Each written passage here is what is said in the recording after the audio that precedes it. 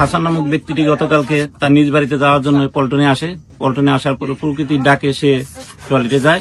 Toilet থেকে আসার পথে পাশে নদীতে পড়ে যায় এবং ডুবে যায়। তখন তার কাছে থাকা নিকট আত্মীয়রা হইচই করলে, ডাক চিৎকার করলে, চেঁচামেচি করলে পাশের লোকজন আসে এবং দেখতে পায় সে ডুবে যাচ্ছে।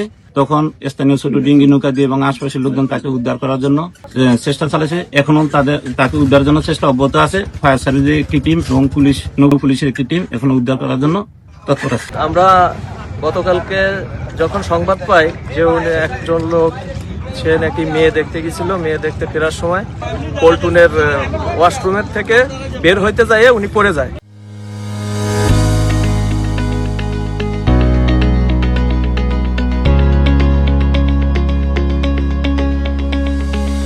তাৎক্ষণিক আমরা সংবাদ পাই, সংবাদ পেয়ে তখন সন্ধ্যা লেগে গেছে। সন্ধ্যার সময় আমরা চলে আসি।